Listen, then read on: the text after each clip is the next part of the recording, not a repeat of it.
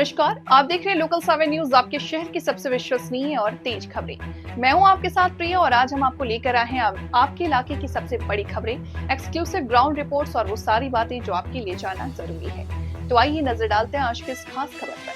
26 व 27 जुलाई को आयोजित होने वाले सीईटी के सफलतापूर्वक संपन्न करवाने के लिए पंचकुला जिला प्रशासन पूरी तरह तैयार है। ये बात पंचकुला उपायुक्त मोनिका गुप्ता ने पत्रकार वार्ता के दौरान कहा।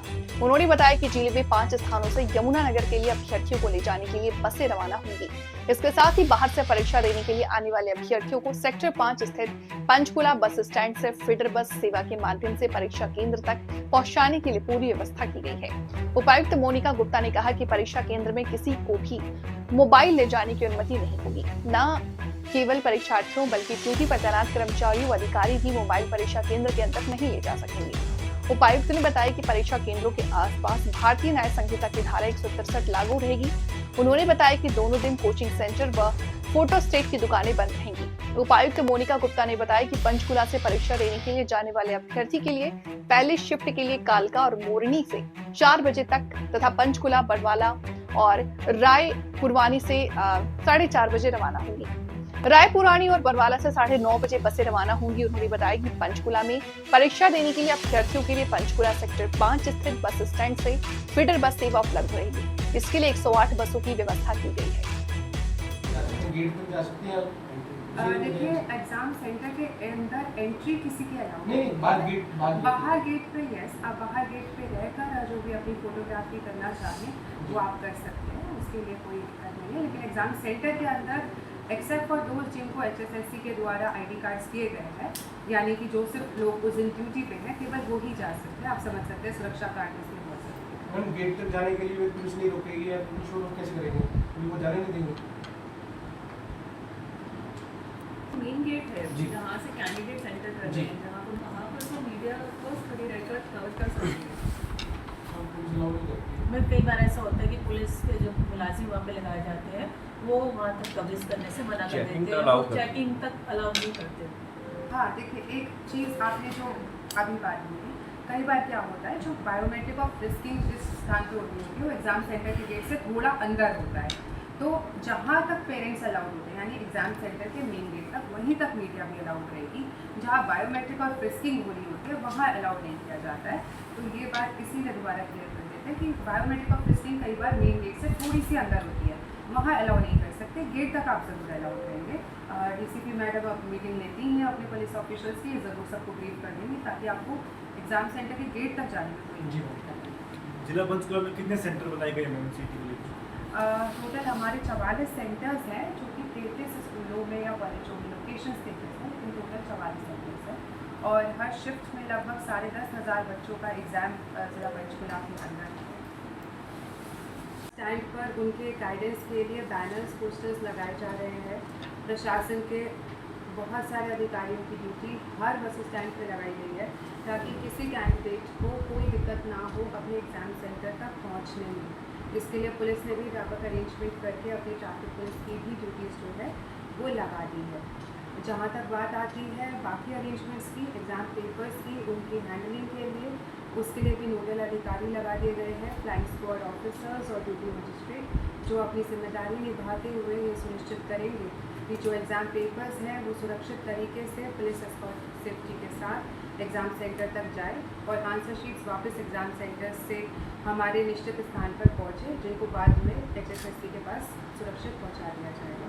ये सारे अरेंजमेंट्स जो है इस ध्यान में रखते हुए किए गए हैं कि कैंडिडेट्स को किसी भी प्रकार की कोई भी असुविधा जो है वो ना हो, और साथ ही साथ पूरे प्रोसेस में जो सुरक्षा और जो एक सेफ्टी रहती है उसका भी प्रबंध किया गया है। इसके साथ साथ जो कैंडिडेट्स करनाल और कैथल से आ रहे हैं और जो एक रात पहले पहुंच रहे हैं, यानी कि जो शायद आज शाम में आ जाएंगे या कल शाम में आ जाएंगे अपने अगले दिन के पेपर के लिए, उनके रुकने के लिए भी हमने 9 धर्मशालाएँ जिला प्रशासन ने रिक्वेस्ट कर दी है, जहाँ पे उनके लिए निःशुल्क ठहरने की व्यवस्था की जा रही है।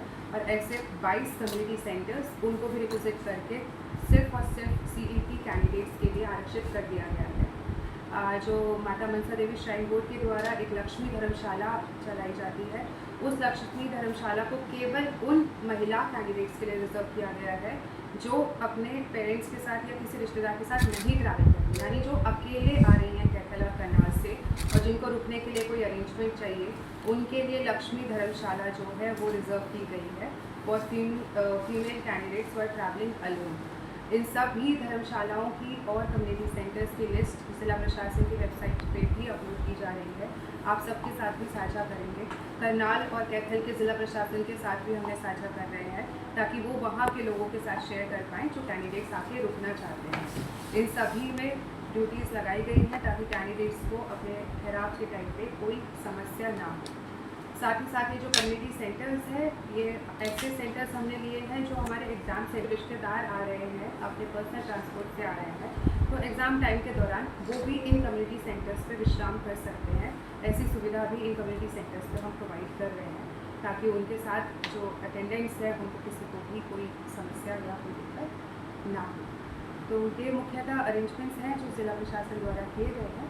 यदि आपको कोई इसमें सवाल हो तो आप पार्टियों ने एडमिट कार्ड मिला, क्या कुछ ऐसी शिकायतें हैं आपके पास? देखिए, जो एडमिट कार्ड्स की शिकायत है वो HSSC लेवल पे आ रही है। ज़िला प्रशासन तक अभी ऐसी कोई भी शिकायत नहीं आई है कि किसी को एडमिट कार्ड ना मिला। नकल रहित परीक्षा हो, इसको लेकर के क्या अरेंजमेंट्स किए गए हैं? बिल्कुल, एक बार मैं अनुरोध करूँगी DCP मैडम से, वो आपको पहले बताएंगी कि उन्होंने एग्ज़ाम सेंटर्स पे क्या अरेंजमेंट किया, फिर आना। देखिए, नकल रहित परीक्षा हो उसके लिए इंश्योर करना ज़रूरी है कि कोई किया जाए, और जो एग्ज़ाम सेंटर्स के आसपास की जो परिधि है उसको हम इतने बढ़िया तरीके से सिक्योर करेंगे कि कोई भी व्यक्ति, कोई भी आवारा व्यक्ति वहाँ पर एकत्रित होना प्रतिपादित रहेगा हमारे 163 की धारा के अनुसार, और कोई भी निजी वाहन भी वहाँ पर खड़ा होना नहीं अलाउ किया जाएगा। और साथ ही साथ जो भी फोटोकॉपी की दुकानें हैं या फिर कोचिंग सेंटर्स हैं वो भी दोनों दिन बंद रहेंगे। उस एरिया में 144 धारा का भी नियम का लागू किया जी, जो 144 की धारा है, जो 163 BNSS की धारा बन चुकी है, वो लागू हो चुकी है पूरे ज़िले में। और उसके अंतर्गत जो हमारे 32 लोकेशंस हैं या 44 सेंटर्स जो हैं एग्ज़ाम के सेंटर्स, तो उसमें हमने रिस्ट्रिक्शंस लगाए हैं। और फोटोकॉपी शॉप्स और एग्ज़ाम कोचिंग सेंटर्स जो होते हैं उन पर भी रिस्ट्रिक्शन। कितने जवान तैनात किए गए हैं पुलिस के सुरक्षा के लिए? करीबन 550 जवान हमारी ड्यूटी पे रहेंगे। जो महिला अभ्यर्थी आएंगे उनके लिए कुछ महिला सुरक्षा कर्मियों की भी व्यवस्था की जाएगी इसमें? जी, हमारे ड्यूटियों पे जो महिला पुलिस है वो भी तैनात रहेगी और दुर्गा शक्ति का दस्ता हमेशा लगातार पेट्रोलिंग पे रहेगा। तो यदि ऐसी कोई स्थिति आती है तो फीमेल इसके अतिरिक्त ये भी बताऊँगी, आपने जैसे नकल रहित की बात की, तो HSSC के द्वारा ही एजेंसीज भी हायर की गई है।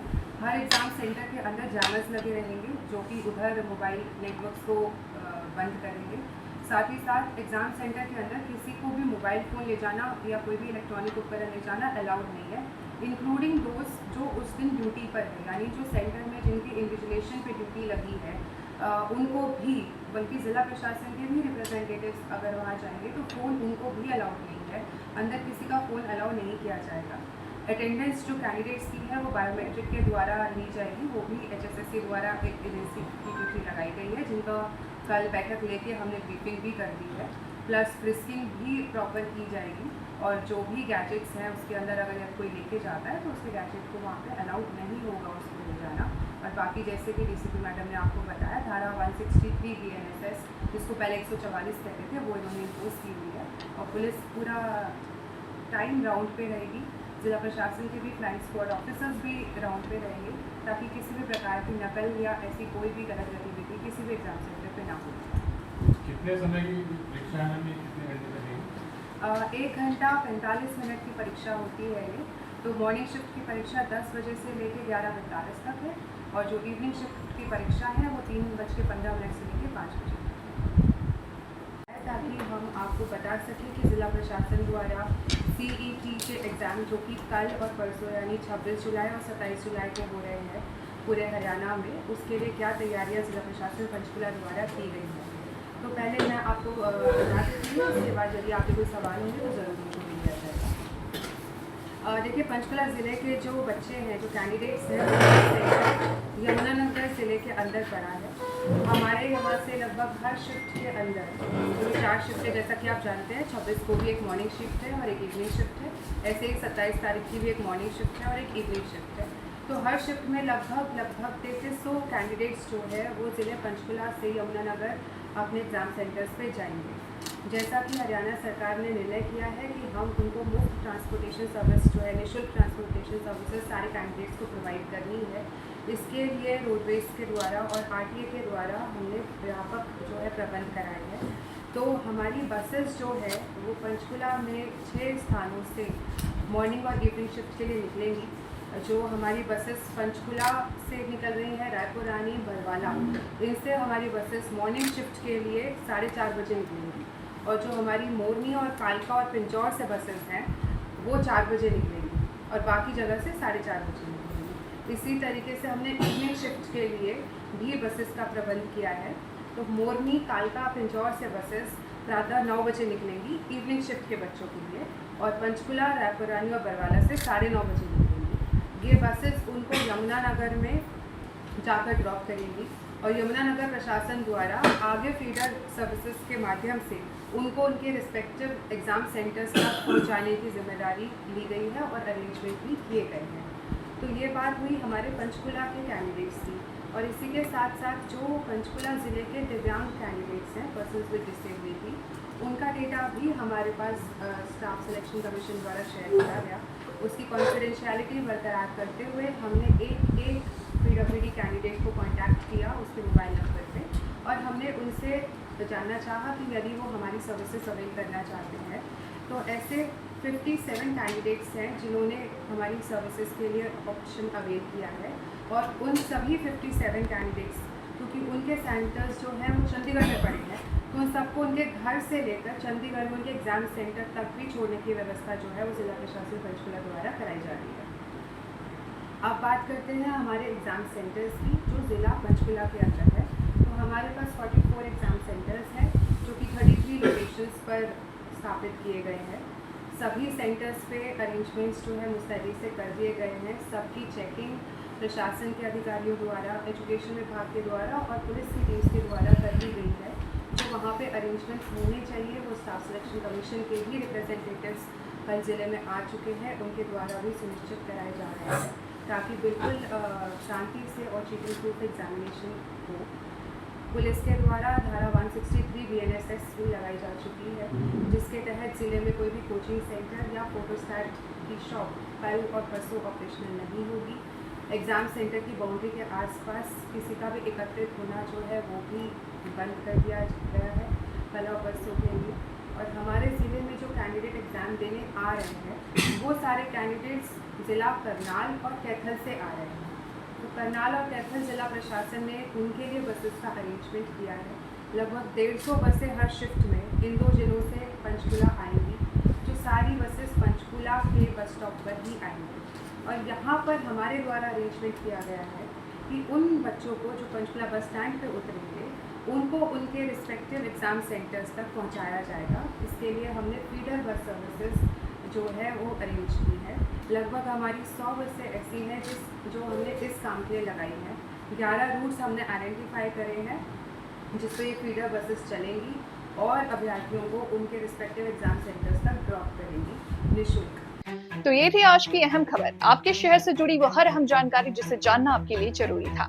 अगर आपके पास है कोई मुद्दा, खबर या सुझाव तो आप हमें जरूर बताएं। हमें फॉलो करें सोशल मीडिया पर और देखते रहिए लोकल 7 न्यूज, क्योंकि खबर वही जो आपके करीब हो।